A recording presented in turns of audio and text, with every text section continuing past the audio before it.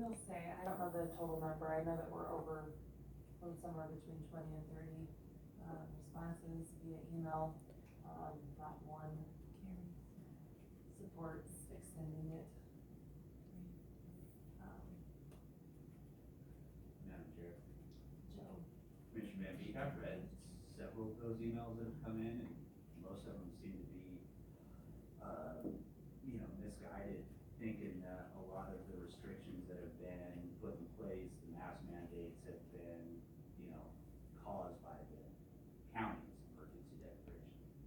When that's far from the truth, we have not instituted any mandates or put any restrictions on our citizens through our local emergency declaration. I think that's important to point out. Madam Chair, that is a very important highlight for that, Joe, and I appreciate you bringing that up. When the county was faced with this many months ago and issuing a public statement, we stood out in that lobby and I was adamant I would not sign, I would not support anything that even hinted that we would allow or encourage businesses to lock down. That was something that I said, if they choose to do that, we can't overreach that section of government, but it is a true statement, but I'm saying the optics, either we've done a poor job marketing or the natural inclination is to tie local disaster emergency declaration COVID-19 extension to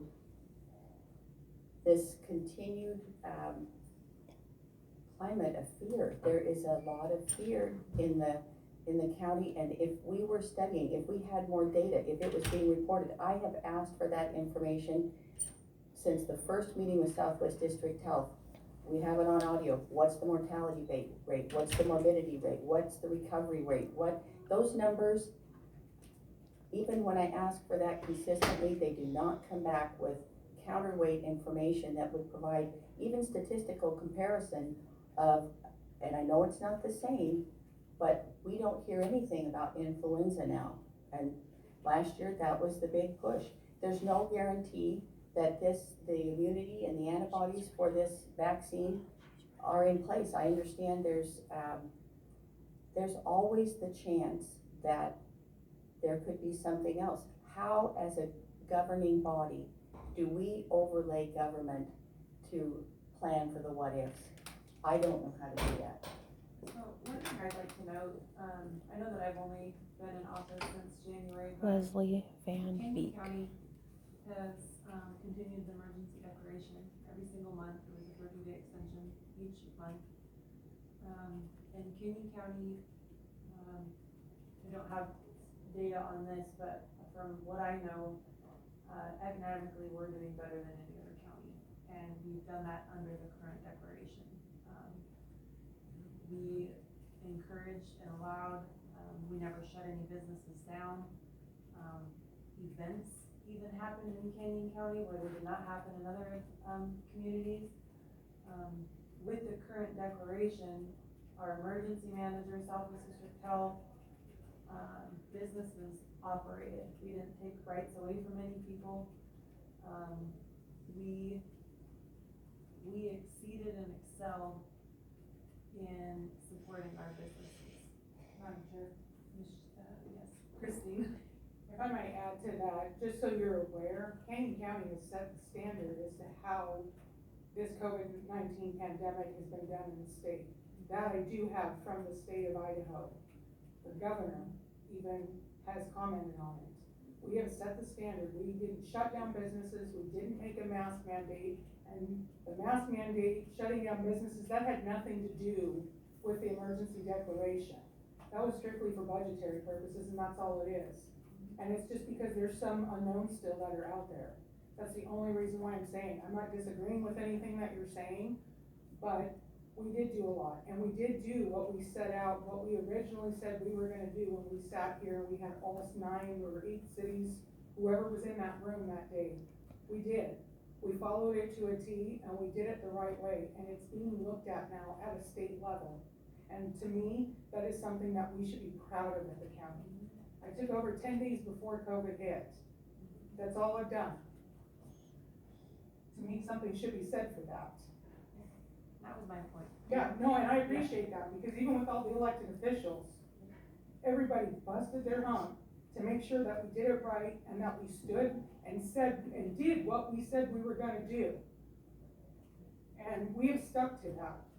And so I think that should be remembered more so than anything else. You're right, federal dollars, yeah, who is gonna pay for that? Nobody seems to know.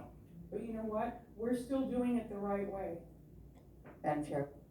And for the record, thank you, Christine, I appreciate it, I know your efforts, I know it's been a big push for you on the learning curve side and managing for a number of fire and paramedics and across the county. It's been a lot, and thank you for your efforts, they are greatly appreciated. And your procurement of items and working closely with the controller. In that look at who will pay for it, I think that's a question that needs to be answered, and what we'll use it for. Can you talk about what the current inventory is? We spent $1 million as a county that was funded by the federal government to procure PPE, personal protection equipment, so can you address that? Yes, and so we've been doing pretty well on that. A lot of it is because the courts haven't opened yet. They're due to open next Tuesday, I believe it is, Tuesday or Wednesday. Anyway, the 15th, yes. So we're doing pretty well, and I feel like with that stuff we can sustain. One of the things that we are running low on, as I mentioned in the last elected official meeting, is gloves. And part of that is, it's everybody, it's not even the fire department, the sheriff's office. We just had to make a big purchase for gloves because we cannot get them. And not only that, but the prices are just unbelievable as to what they're charging. And so that is something that they need to do their daily job, and it protects them from any, type of sicknesses, illnesses, diseases, needle sticks, whatever may go on in there. So that's really the only thing that we're doing. I've been managing the PPE so that this way it did last, and I didn't have to come back and say, hey, I need, X amount of dollars for more. People are using it, they're benefiting from it, from the county. We are, it's helping keep the illness down. We're doing the vaccinations, I've used some of the PPE for that, and, so we're managing it fairly well. Like I said, gloves is really the only thing, and that's just a national thing. People are unable to get them, and the cost is inflated. Madam Chair. I also want to put on for the record that the Board of elected officials, or the elected officials in Canyon County, did take into consideration, and our legal staff was heavily involved in evaluating the CARES Act itself. The county could have taken $9 million, and we chose not to take that because we felt like it, the Office of Internal Governmental Affairs did not come out with guidelines, and we were unable to meet that in the truest form as a congressional act for many reasons. So that's support, again, Christine, for your argument. We have two people here today. Zach Wagner works in the controller's office. He's the county controller. It's my understanding that there are some guidelines that have come out for potential uses. I'm trying to, as an elected official, represent to constituents why we would take federal money. I stated in a meeting yesterday that in my experience, he who pays is the one that controls. And so if we're looking at receiving federal subsidies with an entirely different administration and a different House and the Senate, then I would like to know if Zach has any updated information from the legislature on what the bounds are for the newest proposal.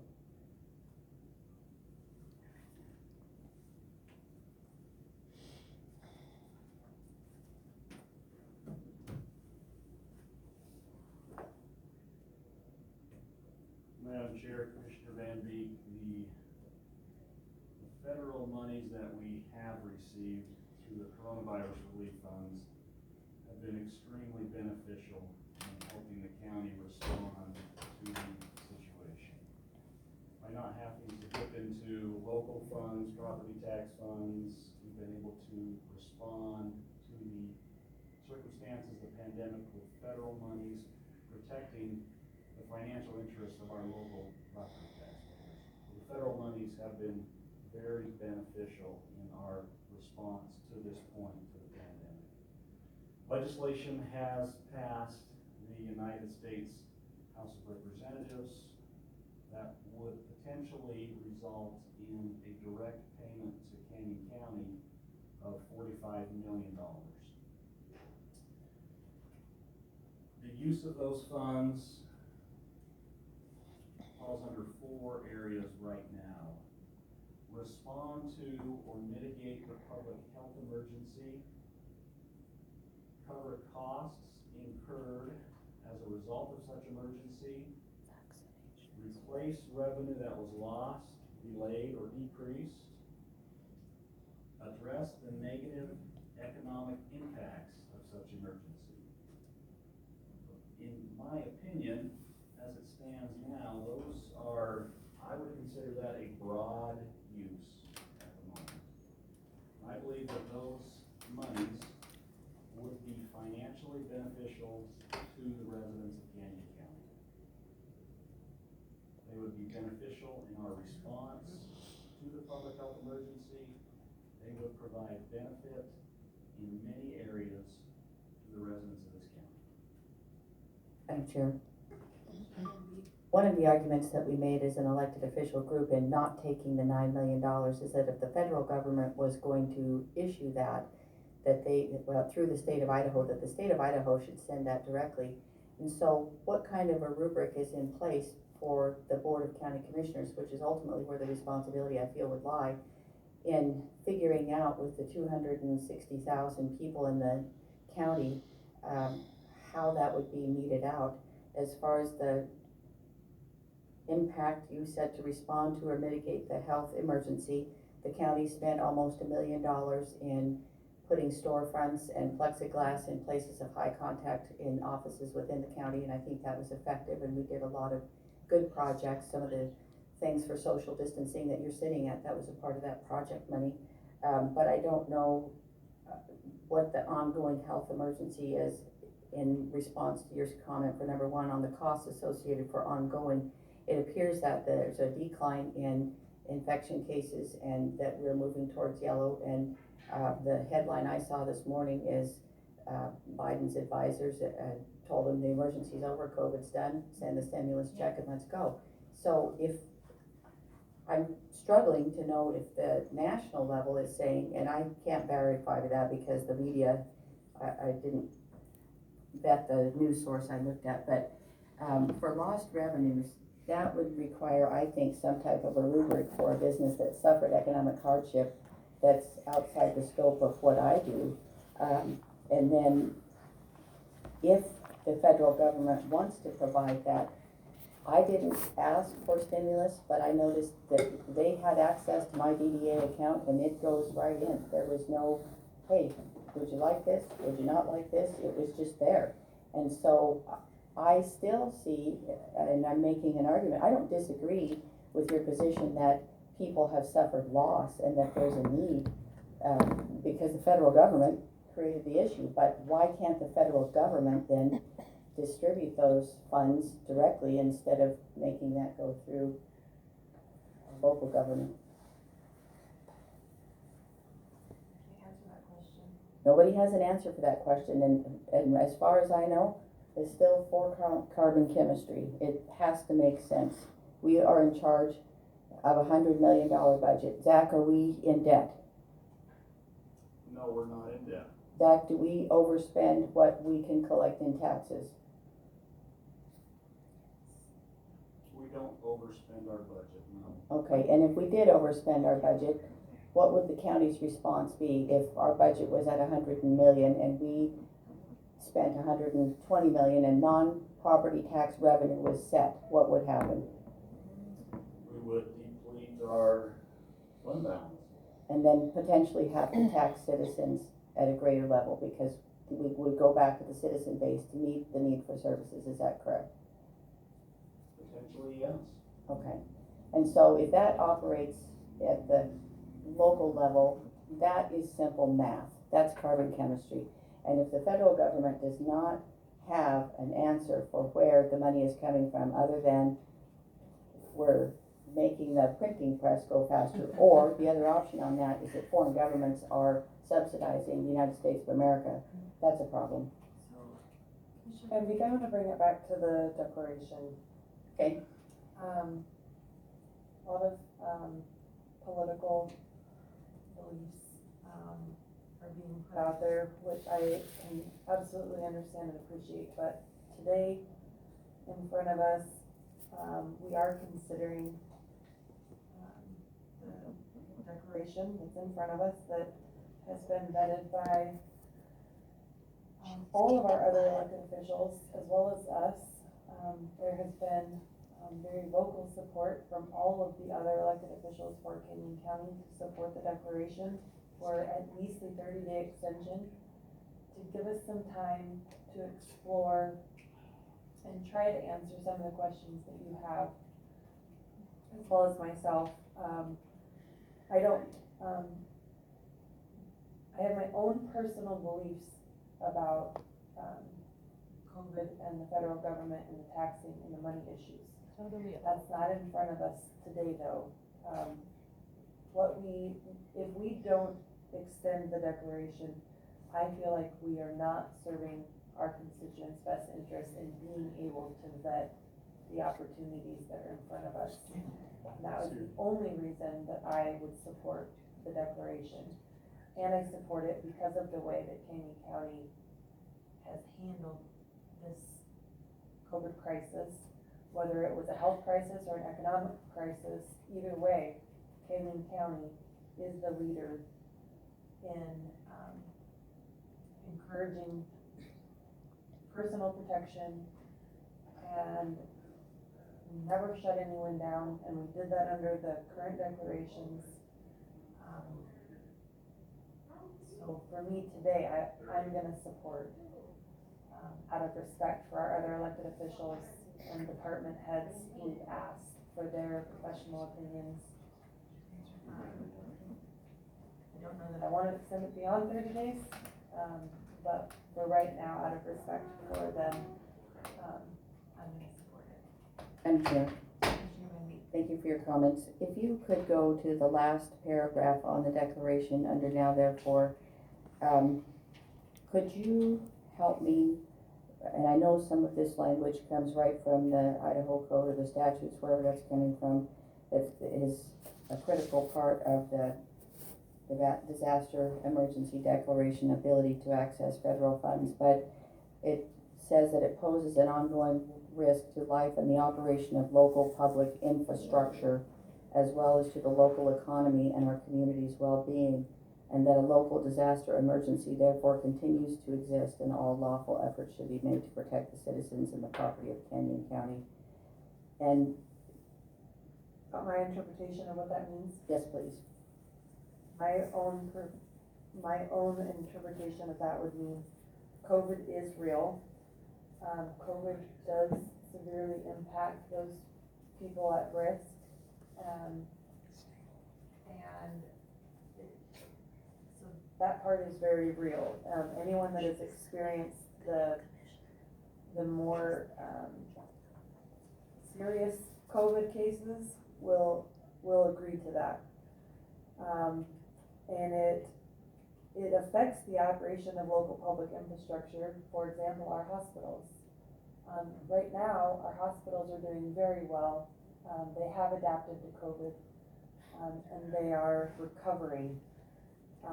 But if you ask them, they had significant losses in revenue because of COVID, and trying to make sure that they had beds open and the needs of those patients available to those patients.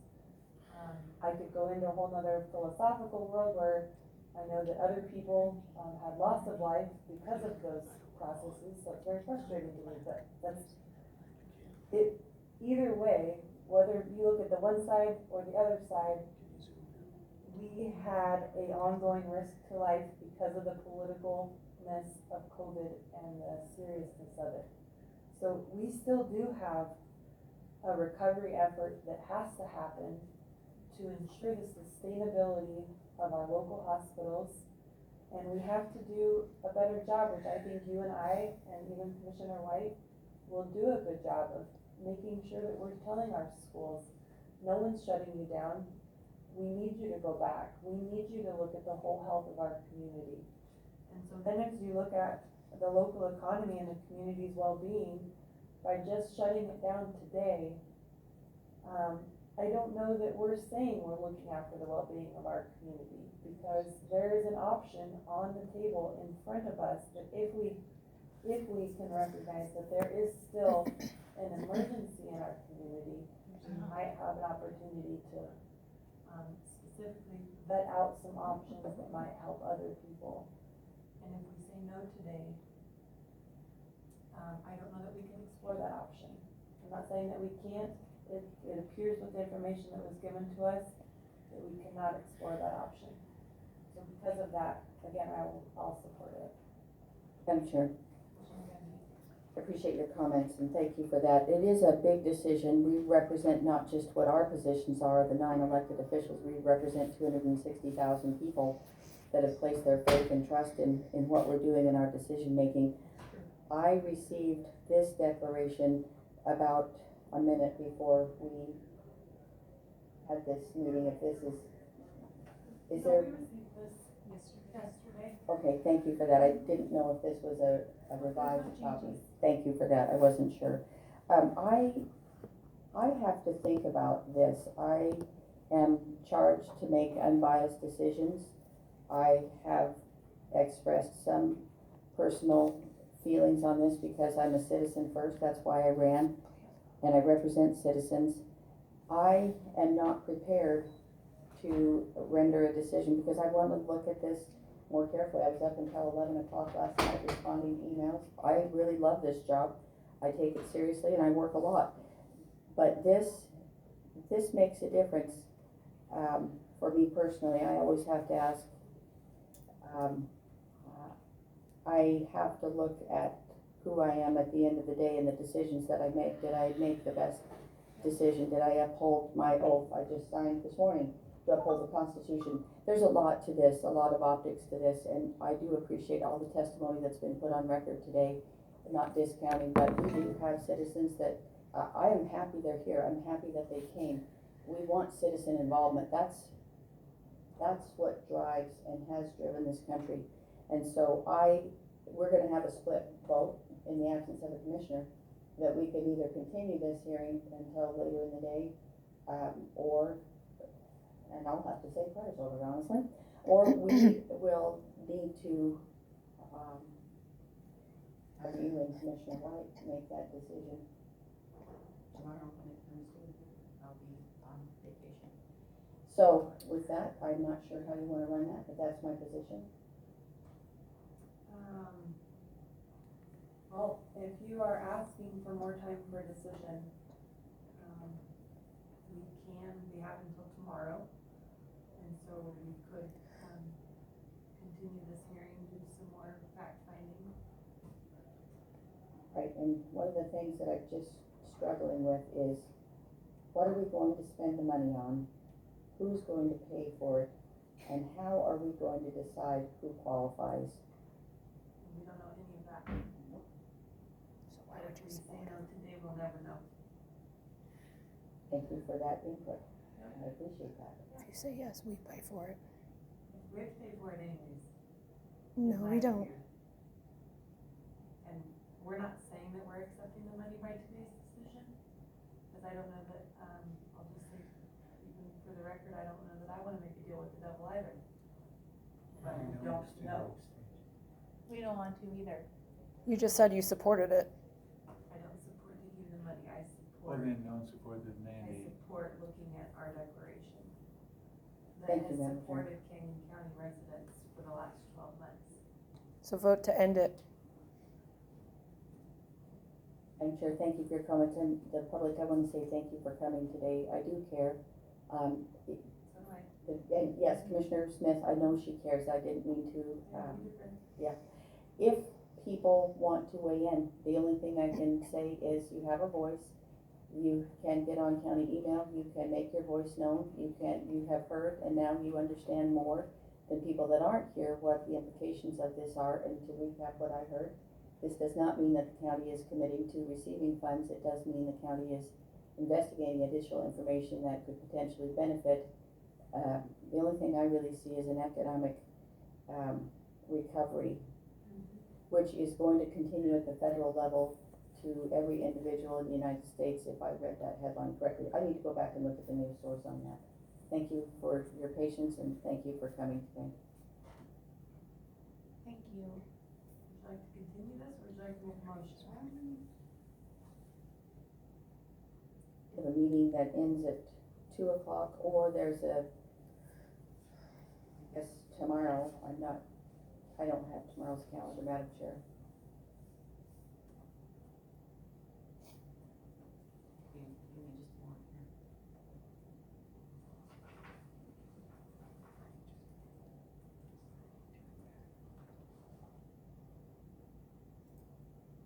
Madam Chair, Commissioner Randy? how many cities in Canyon County are still under an emergency declaration? Or maybe I'll ask it in a different way. Are there any cities in Canyon County that have opted not to continue living under an emergency declaration? I'm gonna answer that. Sure. They let theirs go because the county had an emergency declaration, so they fall under ours. Because again, that was another thing that we talked about in the beginning, why have 8 of them when we could just have 1? That would cover everybody. So that's, they do not have, Caldwell doesn't have one. Caldwell, no. And that was because they fell under the county declaration, so. Madam Chair, Commissioner Randy? then I would submit that as leaders in their own cities, the county should reach out to the mayors of those 8 cities and get their input, where they're relying potentially on the county or not for input on how that goes forward. Support that. So I would, let's see, tomorrow.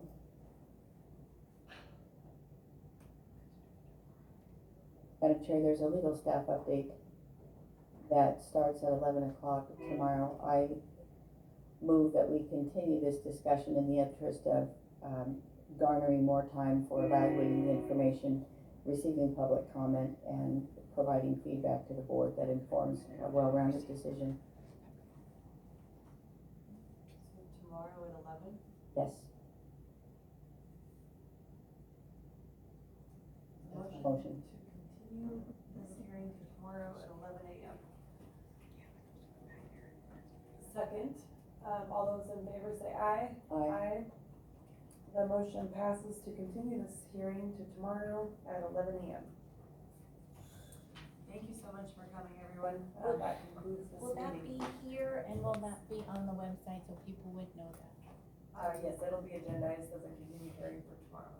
So if you go to the Canyon County, canyonco.org, it has the board's agenda items listed on there. And if we want that on WebEx, we can set that up to be a WebEx meeting. Thank you. Are you willing to take testimony today from those of us that are here? Apparently not, of course No. not. It I'm not- wasn't scheduled, as a public hearing, and so I'm good to ask our attorney if we can take public testimony tomorrow. And I think if we wanted to, we couldn't both be in the same room because it would violate an open meeting law. Yeah. But I'm willing to talk to you if that works for you. That works for me. Because you're going to power plant training, I'll be right there. Yes. Okay, perfect. So that would be open for. Will you be here tomorrow to make a vote? I am headed out of the state, and so I Can you call in to make a vote?